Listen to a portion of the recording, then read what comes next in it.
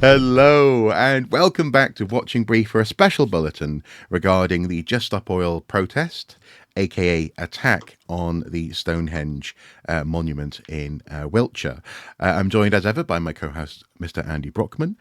I was away from home when it happened on Wednesday afternoon, early in the afternoon, but I did see with interest the unfolding response and reaction to two protesters turning up on site and unleashing orange matter, which was later shown to be a sort of cornflower starch based pigment upon the stones in a protest against ongoing use of oil and the fossil fuels industry.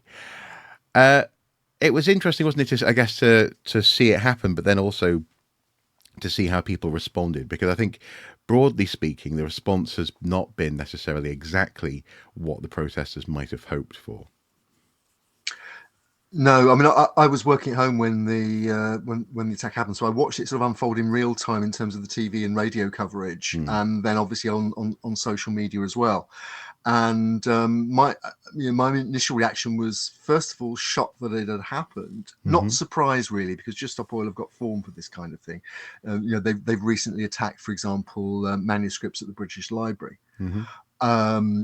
in a way that doesn't actually physically damage the item, but draws attention to the cause that they espouse, which is the ending fossil fuels, ending the use of fossil fuels as part because of the climate emergency. Mm-hmm. Um, at the initial reaction in politics, the media, and also archaeology was really quite violent. Mm. It was certainly people were arguing it as a horrific and unjustifiable attack on a irreplaceable, iconic historical site, Mm-hmm. and one of huge importance to the UK as a state, as a nation state, because of its symbolic value. Um, and at the extreme end, people were likening the attack to what the group called ISIS, so-called Islamic State, did uh, 10, 15 years ago in Iraq and Syria.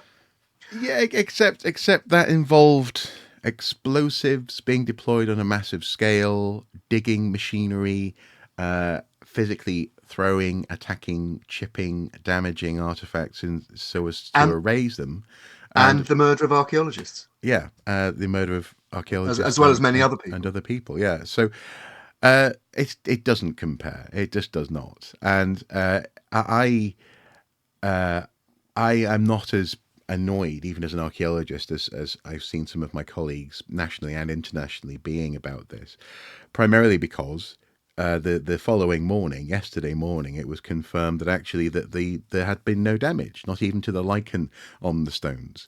It was washed off and it was relatively harmless.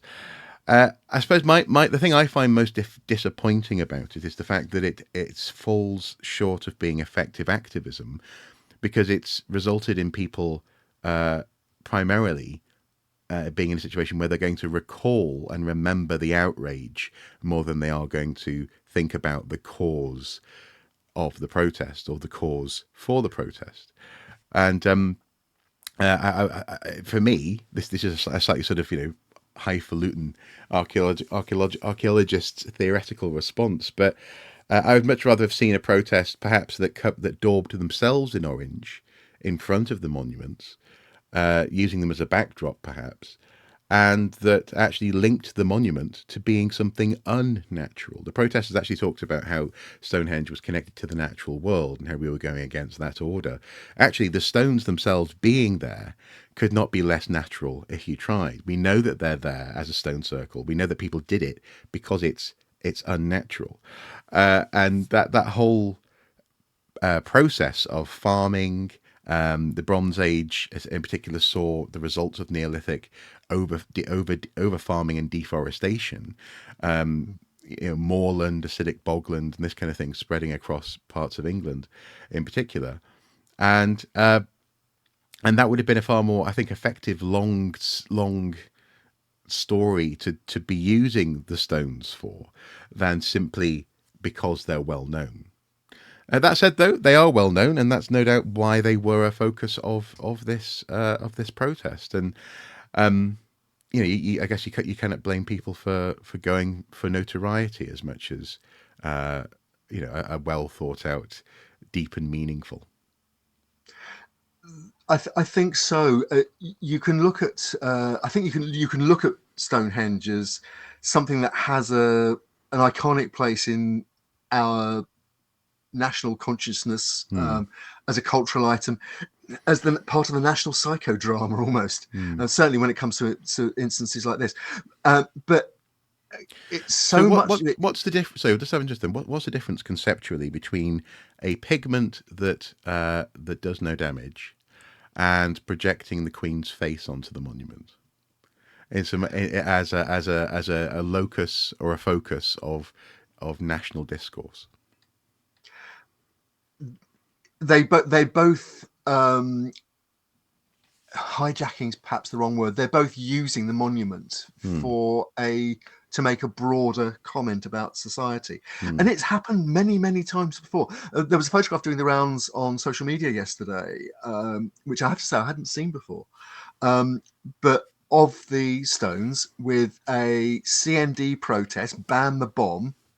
The letters of forming the words "ban the bomb" daubed on the stones. Hmm. That would have been in the late 50s, early 60s. Hmm. People were also pointing out that, in terms of damage, and save the lichen, but in terms of damage, more abrasive, potentially damaging work was done by the Ministry of Works when they, physically reconstructed parts of the circle which had fallen down. They were using cranes and steel girders, Hmm. Hmm. and Hmm. chains, Yeah. on the stones. So we while accepting that, yes, potentially, vandalizing, graffitiing effectively, Yeah. however temporarily and however non-invasively, graffitiing on a scheduled ancient monument in a World Heritage Site is, yes, it's a heritage crime. Hmm. How much of a heritage crime, I think we can actually debate. Hmm. While there was initially that very violent, hit them with the full force of the law, this is heritage crime, which it is, but it was quickly being pointed out by people like Paul Blinkhorn, that commercial archaeology, through the use of arguably outdated research strategies and sampling strategies, allows the destruction of much more archaeology without any record at all Hmm. than a cornflower-based pigment temporarily being put on a few of the stones at Stonehenge Hmm. would do. And and other archaeologists noted that, while many politicians, Keir Starmer, Rishi Sunak, others, again, condemned the attack and said the law should take its full force and full course. They hadn't done the same thing when heritage sites were being destroyed in Gaza and heritage professionals and their families were being killed, are being killed. Hmm. Hmm. Yeah. And I suppose finally, it's just worthwhile saying that it is possible to have these conversations and also have uh, the opinion that what they did was both wrong but also justifiable. I think that this is why I've been fascinated about it in this instance. It was also one thing I would finally say. It was also quite good to see actually that people were rushing to try and halt the pigment being deployed. They were being described as heroes. Uh, I think that's quite a loaded term, stopping the protests. But at the same time, they were demonstrating a love for the stones that we all seemingly have in various ways, and what they mean for us, what that personal relationship or familial or all the way up to national relationship with this monument is something that's due to constant reassessment and renegotiation. And part of that, at times, will be acts of political vandalism and or activism. So it's intriguing. I'd like to make just one very brief final point. Mm-hmm. There was an LBC phone-in with the phone-in host James O'Brien yesterday, which Mm. discussed this for an hour. Very little input from archaeologists. uh, at least one person identifying as a pagan, and the attack was likened to graffitiing on a church or a mosque or a synagogue. Um, and one of the callers suggested that Stonehenge had actually, quote here, reached its tendrils into our national psyche, and possibly because it was accessible. And O'Brien commented, because it was accessible and was very publicly available, because it can be seen from the A303, people driving past. Of course, it won't be visible from the road if the tunnel and dual carriageway are built, which again have been massively criticised by climate activists. It's as a greenhouse gas intensive project, and perhaps it's indicative of the slightly misaimed protest that Just Stop Oil didn't make that connection. Possibly, yeah. If that again, if that is the if that's the actual purpose of the protest, then in that sense, it could have been better thought out. That said, though, I doubt, I very much doubt that people will forget Stonehenge exists if and when a tunnel is put through the landscape. It's a tangent. It's worthwhile bringing up. I see why you did, but it's it's not. Stonehenge is